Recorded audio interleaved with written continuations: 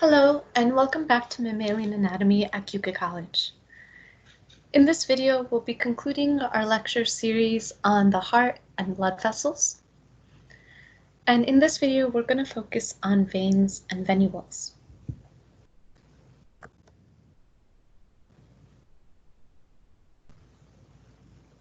So, what are the functions of veins and venules? Overall, their job is to take blood from the tissues and organs and bring that blood back to the heart. And to be able to do this, veins are going to have one-way valves that ensure that blood travels only to the heart. In our discussion on the structure of vessel walls, we learned that veins are going to have very thin tunica medius, if it exists at all.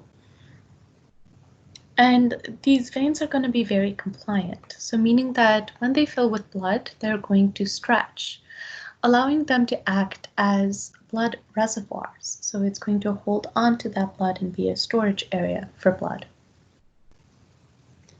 Because of that compliance, the veins cannot maintain high levels of pressure, and the veins cannot generate enough pressure to bring the blood back to the heart against the force of gravity. So the veins are going to have to be structured so that as blood travels up the veins towards the heart, that the blood won't flow back down. And so that's where the valves come into play. We're also going to learn some creative ways in which the veins are going to help generate pressure to move that blood back to the heart. So there are going to be three types of veins that we're going to talk about: venules, medium-sized veins, and large-sized veins. Venules are going to be the smallest veins, and they are going to, for the most part, lack a tunica media. They will have a tunica externa in the form of connective tissue, and they'll have a tunica intima in the form of an endothelium. They really don't have much of a tunica media, if a small amount, if at all. And they're going to be relatively porous. So as a result, their functions are going to be to collect blood from the capillaries, and they will, to a small degree, participate in fluid exchange, allowing for nutrients and things like that to be deposited and picking up waste, but not to the extent that capillaries perform that function. Medium-sized veins are going to be much larger, and they are going to have that tunica media. So they'll have the tunica intima, tunica media, and tunica externa, the three layers. However, the tunica media is going to be relatively thin compared to the tunica media of similar-sized arteries, and this is going to allow those veins to be very compliant. Important structure that is going to be found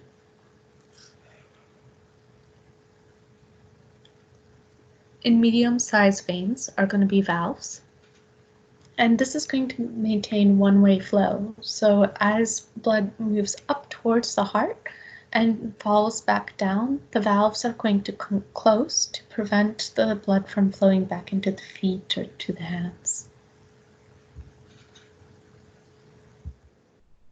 And then there's going to be large-sized arteries. These are going to have all three vessel layers: the tunica media, tunica externa, and tunica intima. And really what these functions are is that they're going to carry blood back to the heart. So, as I said before, the venous pressure is going to be so low that it really can't overcome the force of gravity like when standing. So we're going to need to get creative to generate enough pressure to move that blood back to the heart. And we can do this 3 ways: muscular compression, respiratory pump, and vasoconstriction. So what's going to happen with a muscular pump is as we move our muscles around, these muscles will actually squeeze our veins. And as veins get squeezed, what will happen is that the blood will get pushed upwards past a valve. And when the muscle relaxes, the blood will try to come back down, but the valve will close. And so the muscles are going to literally pump our blood. This is why in lab, I asked you guys to get up and move around and be good to your veins, because if you sit for a long time, the blood can actually kind of pool in your legs, and it can cause like varicose veins and not really be healthy. So be sure that you move around, stretch those muscles, and move that blood around using your muscular compression. The other method is going to be the respiratory pump. When we breathe in, we actually create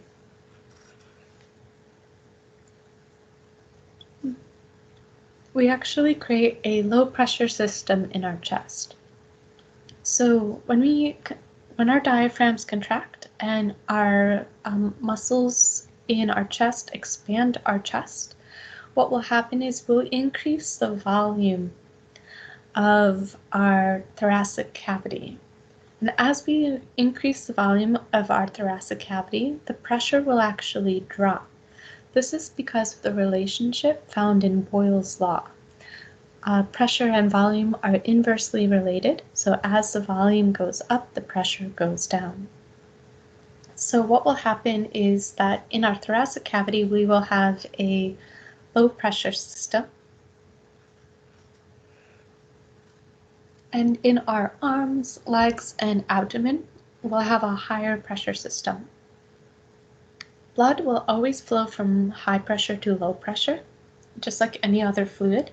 So what will happen is that fluid will get sucked up or pushed up into the thoracic cavity closer to the heart.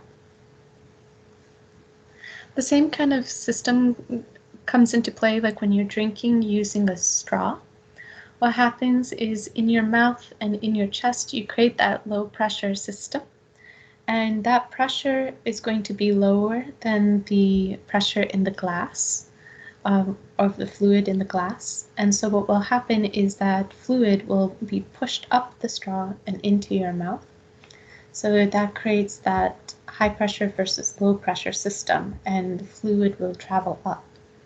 The same sort of thing is happening inside your body with your blood vessels. It's kind of sucking up the blood into your thoracic cavity, moving high pressure to low pressure. And the last is vasoconstriction in response to the sympathetic stimulation. The smooth muscle of the veins are going to be innervated by the sympathetic muscles. And so what will happen is when these muscles are stimulated by the sympathetic neurons, the muscles will actually constrict. And when they constrict, they're actually going to squeeze the blood and force that blood back up to the heart. So those are kind of the 3 ways blood can overcome the force of gravity and overcome the low pressure system that is found in the veins and bring that blood back to the heart.